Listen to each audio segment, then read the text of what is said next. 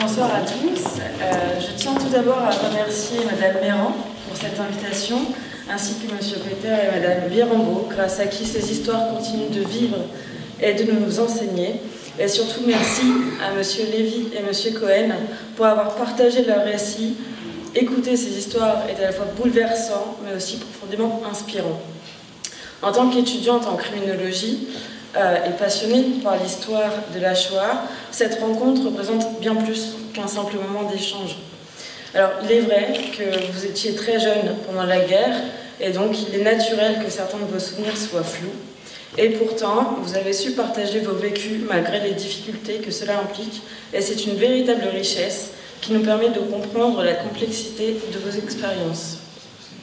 Avant d'aborder notre sujet principal, permettez-moi de partager brièvement ce qui m'a poussée à m'intéresser à la Shoah. Alors c'est tout simplement mon père qui m'a toujours encouragée à explorer et comprendre cette période de l'histoire, donc à travers sa bibliothèque et nos visites à Auschwitz. Il m'a permis de découvrir différentes dimensions de la Seconde Guerre mondiale. Mes grands-parents, migrants polonais, sont décédés sans jamais partager leur vécu avec mon père. Et ce silence a laissé un vide que mon père a tenté de combler par ses propres recherches. Et je peux dire que c'est une quête de vérité dans laquelle il m'a embarquée. Et c'est cette curiosité et ce désir de comprendre qui m'a conduite ici, devant vous. Cela étant dit, pour mieux saisir la réalité des enfants cachés, je voudrais maintenant évoquer avec vous mon travail inspiré des recherches de Marion Feldman.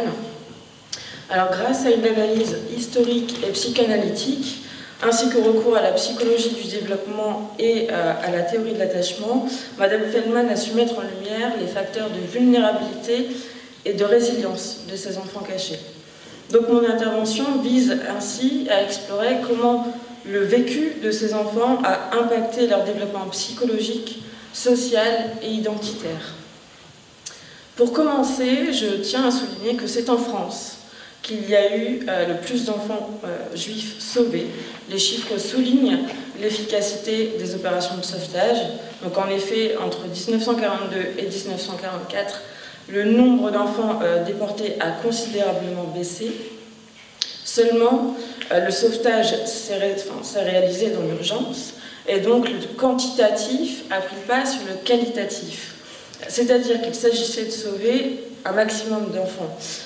Et cet état d'urgence, enfin du moins dans cet état d'urgence, il n'a pas été possible de considérer leur psychisme. Et même après la guerre, alors que le besoin de se cacher était passé, on n'a pas considéré l'impact psychologique de cette période de camouflage. Il y a encore quelques décennies, on pensait même qu'un enfant ne pouvait pas être traumatisé. Et leur souffrance a d'ailleurs été reconnue très tardivement, en 1991, soit 47 ans après la libération. Et encore aujourd'hui, il y a très peu d'articles concernant les enfants cachés. Il y a beaucoup plus de recherches sur la transmission du trauma aux générations suivantes. J'essaierai d'en parler un petit peu après. Donc, concernant les enfants cachés, pour échapper à la mort, ils ont dû faire face à la séparation brutale avec leurs parents et donc par conséquent un sentiment d'abandon. Ils ont aussi dû quitter leur environnement familier pour intégrer un milieu étranger et parfois changer complètement d'identité. Ils ont aussi connu des privations, comme la malnutrition. Ils ont été la cible aussi d'humiliation et victimes de maltraitance. Et pour surmonter ces épreuves, les enfants cachés ont été contraints de mettre en place ce qu'on appelle un dispositif de survie, permettant de faire face à tout type de situation. Donc ce dispositif de survie a continué à fonctionner après la guerre. Alors il s'agit d'un système mis en place par chacun de ces enfants sous l'impulsion de la nécessité vitale de se métamorphoser pour échapper aux rafles et donc échapper à la mort. Marion Feldman identifie deux injonctions paradoxales au cœur de ce dispositif. La première étant le fait de faire oublier sans oublier. Donc c'est-à-dire que les enfants cachés devaient à la fois dissimuler leur identité juive et ne pas l'oublier eux-mêmes. Donc ils étaient contraints de se fondre dans la masse en changeant de religion, de nom et ou de prénom, et aussi d'habitude. Mais en même temps, il était important pour eux de ne jamais renier leur origine et de garder le souvenir de leurs parents et aussi de leur culture. Cette injonction paradoxale a engendré une tension permanente et un sentiment de culpabilité chez ces enfants. Ensuite, la deuxième injonction paradoxale, c'est le fait de s'isoler et de s'affilier. Donc en effet, pour survivre, les enfants cachés étaient souvent isolés de leur famille et de leur communauté juive. Ils étaient placés dans des familles d'accueil ou des institutions où ils devaient s'adapter à un nouvel environnement et aussi à de nouvelles règles. Et cette séparation était très difficile pour les enfants qui ont souvent souffert de solitude et de manque d'affection, mais en même temps, elle leur a permis de se protéger et de trouver un nouveau groupe d'appartenance. Alors ce dispositif de survie a eu des conséquences durables sur leur vie, donc la peur, l'isolement et le sentiment de culpabilité ont marqué leur développement psychologique et social.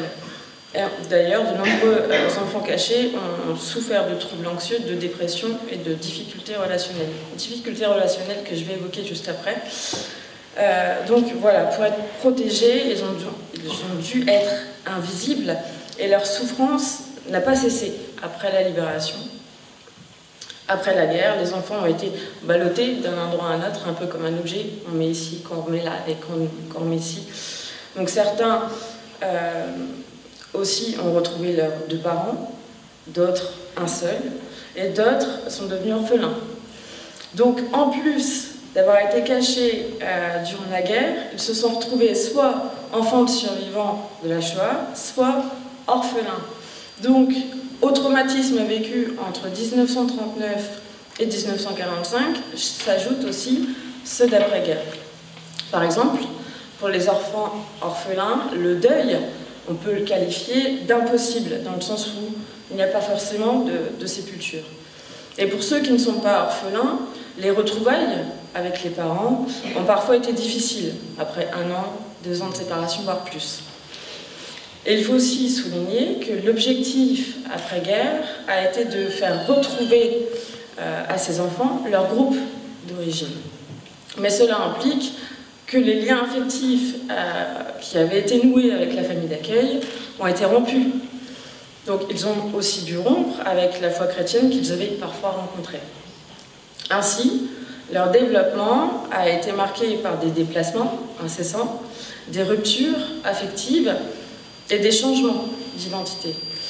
Et les études montrent d'ailleurs que plus l'enfant était jeune, plus son état psychique a été endommagé. La singularité de leur trauma se situe justement dans le fait d'avoir été séparés des Juifs, de leur groupe, et donc de leur famille et de leur culture. Donc c'est comme ça que Wijsenbeek, un auteur néerlandais, distingue le hiding syndrome du concentration camp syndrome. Alors, ces événements traumatiques ont eu un impact profond sur ce qu'on appelle les théories du sujet. Donc en fait, il s'agit d'un ensemble d'hypothèses que l'enfant construit au cours de son développement pour comprendre le monde et sa place dans celui-ci. Et lorsque ces théories sont perturbées, comme ça a été le cas pour les enfants cachés, cela peut avoir un effet néfaste sur le développement psychologique et social, dans le sens où ça peut laisser l'enfant dans un état de confusion et d'incertitude. La construction de leur identité a également été compromise, et de ce fait particulièrement complexe. Malgré la protection dont ils bénéficiaient, ces enfants n'ont pas pu exprimer leur véritable identité. Ce silence imposé a entraîné une fragmentation de leur personnalité, avec d'un côté une partie cachée qui représente leur vrai soi, avec les traumas, marqués par les traumas, et de l'autre une façade sociale qu'ils ont dû créer pour s'intégrer et survivre. Je vais maintenant évoquer les attaques des liens de filiation et d'affiliation qui ont aussi profondément affecté leur identité. Alors, l'affiliation c'est le lien d'appartenance à un groupe. Et la filiation, c'est le lien familial, biologique ou légal qui lie l'enfant à ses parents. Alors, il faut savoir qu'on peut distinguer 3 aspects du lien de filiation. La filiation qu'on appelle instituée, donc qui correspond à la transmission du nom. La filiation de corps à corps, qui est en fait le lien du sang. Et la filiation narcissique, qui correspond au processus d'affiliation. Donc ces 3 types de filiation ont tous été attaqués. La première attaque se manifeste notamment par l'arrestation des pères, donc notamment avec la convocation du billet vert. La seconde attaque a eu lieu en 1942 lors de l'arrestation cette fois des mères et des enfants. Donc on pense par exemple à la rafle du Veldiv. Donc à partir de ce moment-là, pour être protégés, les enfants ne doivent plus être juifs, donc attaque du lien d'affiliation, et ne peuvent par conséquent plus être les enfants de leurs parents, donc attaque de filiation.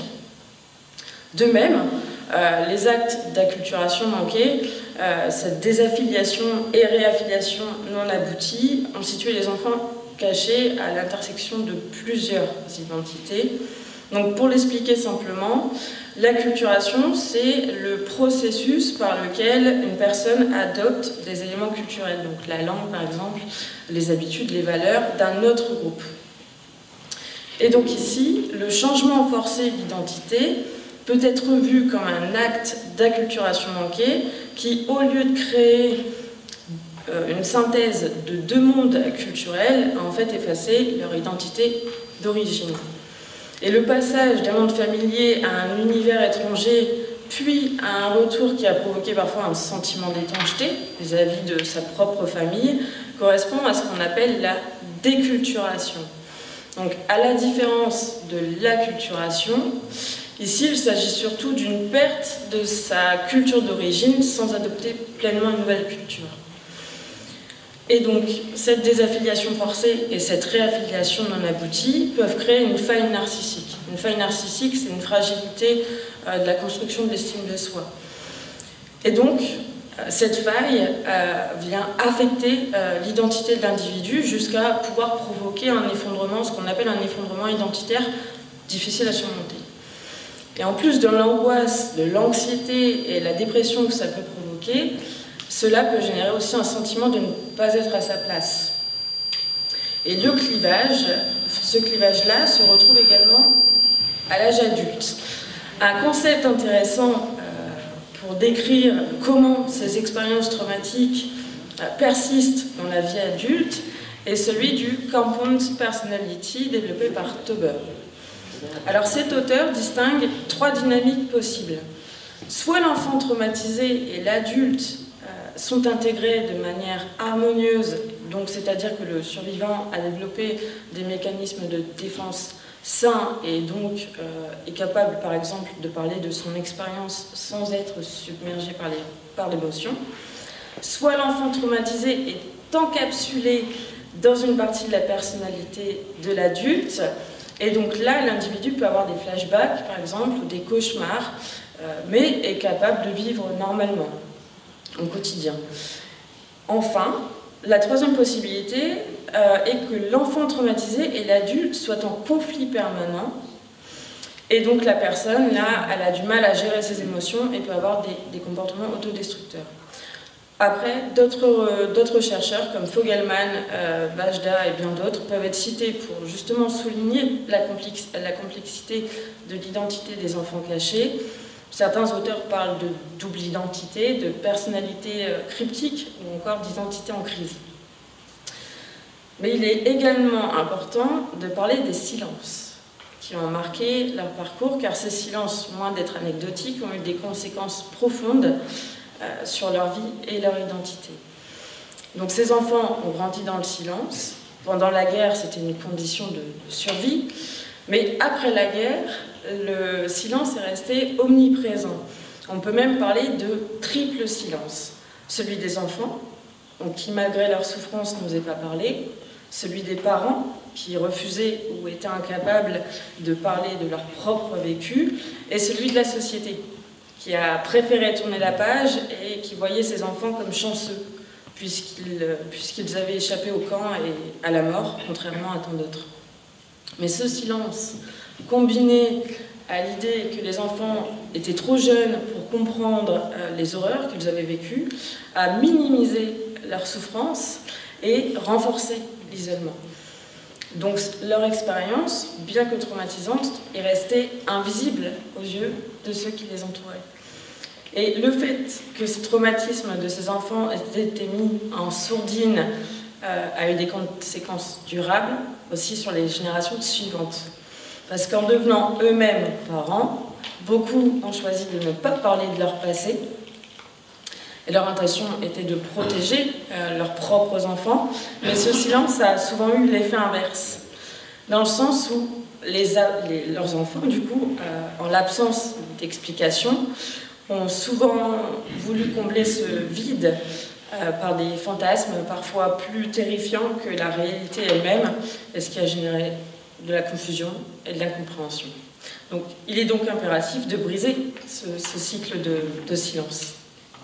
Et avant de poursuivre, je tenais quand même à mentionner brièvement quelques symptômes post-traumatiques pour mieux comprendre l'ampleur des blessures laissées par ces expériences.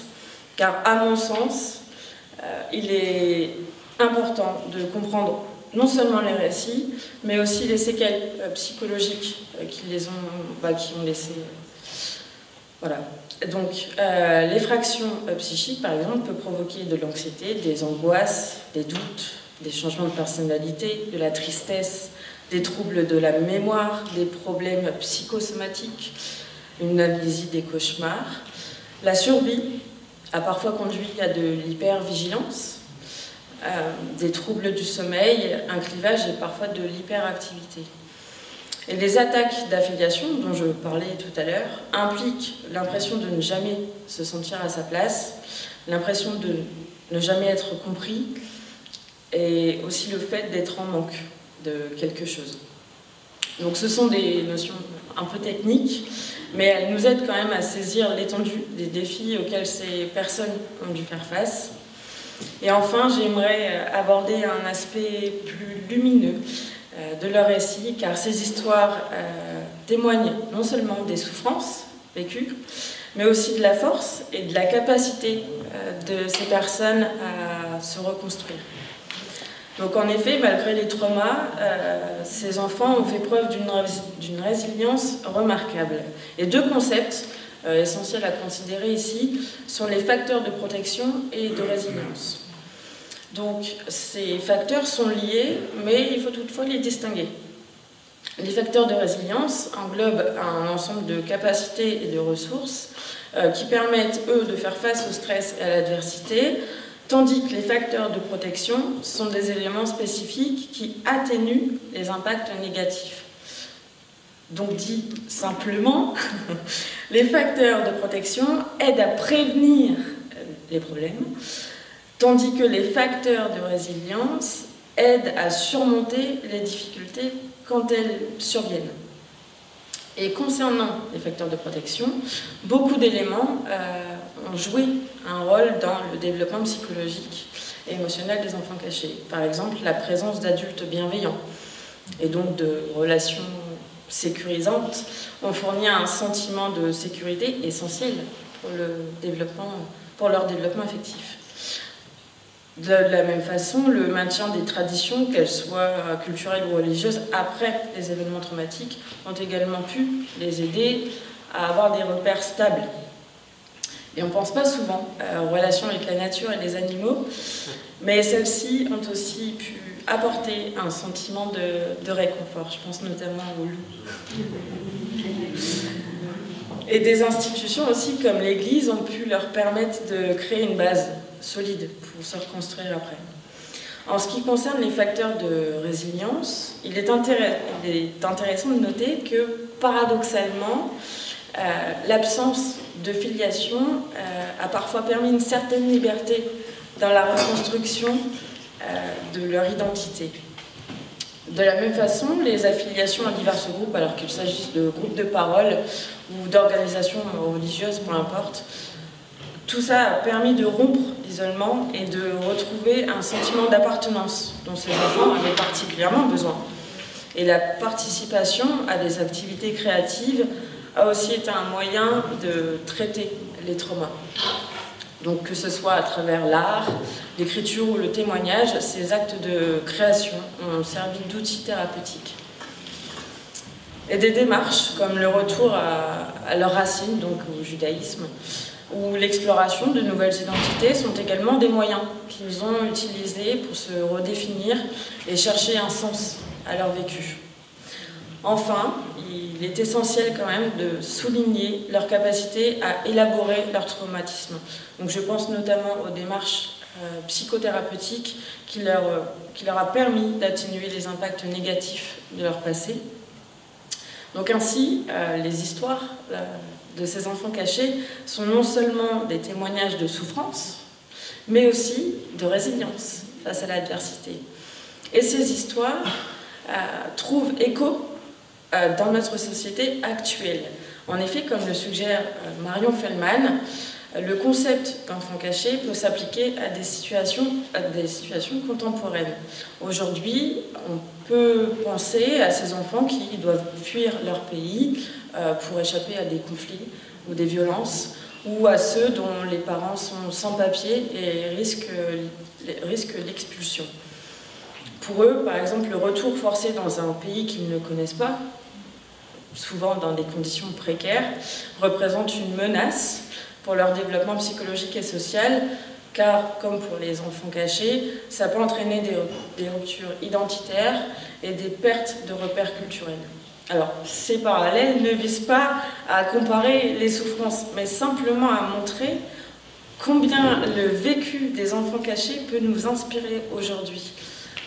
Il nous rappelle que chaque acte de protection, chaque effort pour préserver une culture ou une identité est un acte d'humanité en soi qui dépasse les époques et les frontières.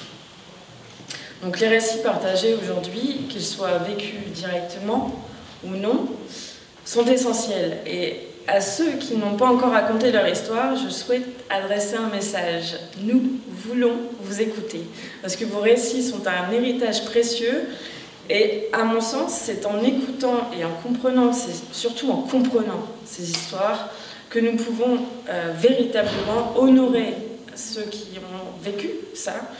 Et il est de notre responsabilité de les transmettre avec fidélité et respect, car elles sont le reflet de notre humanité et offrent des leçons essentielles pour notre présent et aussi notre avenir. Voilà, je vous remercie pour votre attention.